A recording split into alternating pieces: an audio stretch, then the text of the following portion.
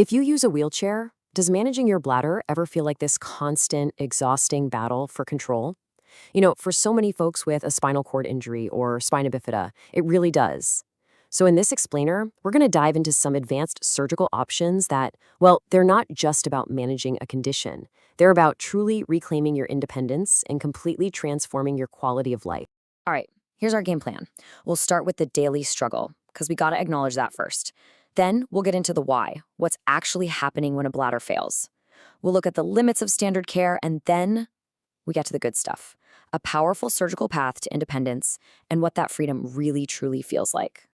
Okay, first things first. Let's get real about what day-to-day life can be like. I want to ask you something straight up.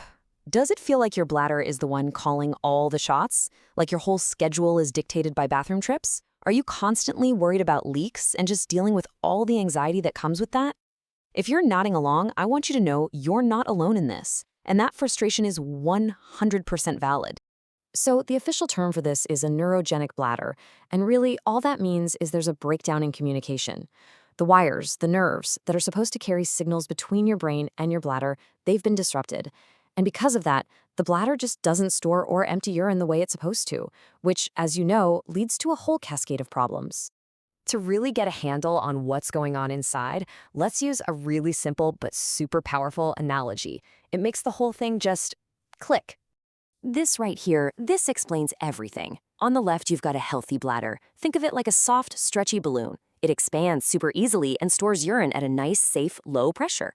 But on the right, that's the neurogenic bladder. It's become thick, rigid, more like a heavy-duty rubber ball. It just can't expand, and that creates seriously dangerous high pressure inside. And that high pressure, that's the real enemy here. This isn't just about inconvenience, it's a major health risk. That pressure can actually force urine backward, up into the kidneys and cause permanent damage. Not to mention the constant, painful UTIs, incontinence, and chronic pain. So getting that pressure under control is absolutely crucial for your long-term health. Now, the standard way to manage this has been around for a while, but for a lot of wheelchair users, it comes with some pretty big limitations. And that standard way is called clean intermittent catheterization, or CIC. It's really the foundation of bladder management. You use a catheter to empty out a few times a day. And let's be clear, it's a massive improvement over having a permanent catheter, for sure. It leads to way fewer infections, and it's a lot more discreet. But, and this is a really big but, doing CIC from a wheelchair can be incredibly difficult. The whole process takes up so much time. It can be physically tough, especially for women trying to reach the urethra, or for men who might have limited hand function. And a lot of the time, it means doing these exhausting, difficult transfers to a toilet just to get it done. It's a solution, yes, but it isn't always a solution that gives you real, genuine independence. And this is where things can really change. When the usual stuff isn't cutting it, surgery can offer a truly profound and permanent solution. So let's look at how this path can build a completely new reality for you.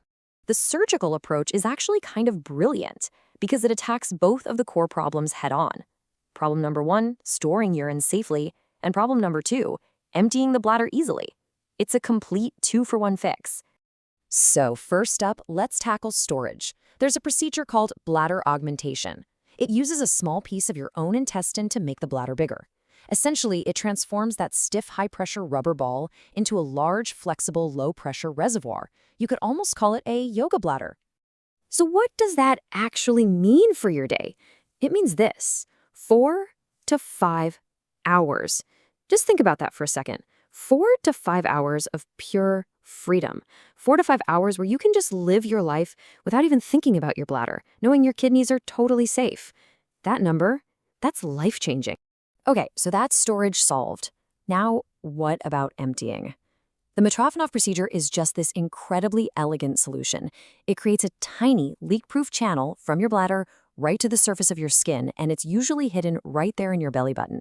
Think of it like a convenient little side door that makes catheterizing unbelievably simple. So, how in the world is this side door built? Well, surgeons will often use the appendix. They detach it, but they keep its blood supply connected. Then, and this part is so clever, they make a little tunnel in the bladder wall that works like a natural one-way valve. As your bladder fills up, the pressure actually seals that tunnel shut, which is what prevents any leaks. Finally, they just connect the appendix between the bladder and the skin. It's an amazing piece of biological engineering, really. So we've looked at the how, but what does it all really mean? What does it add up to?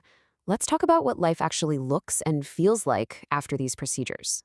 This, right here, this is the absolute game changer. No more transfers, no more struggling, just the simple, dignified freedom to manage your bladder yourself, discreetly and easily, right there in your wheelchair. This one single change is the key that unlocks everything else. And that one change, it leads to all of this. Greater independence, because suddenly you're in control, not your bladder. An improved self-image, a real boost in confidence. Patient satisfaction rates for this are through the roof. But really, what it's all about is full autonomy. It's about having the power to live an active, engaged life, completely and totally on your own terms. So now that we've walked this path from the daily struggle all the way to a life of restored freedom, the only question left is for you. Is it time to stop letting your bladder run your life and start reclaiming your independence? If you think it just might be, I really encourage you to look into it to see if this is the right path for you. You can find out a lot more by visiting the website you see on your screen. Thanks so much for joining me.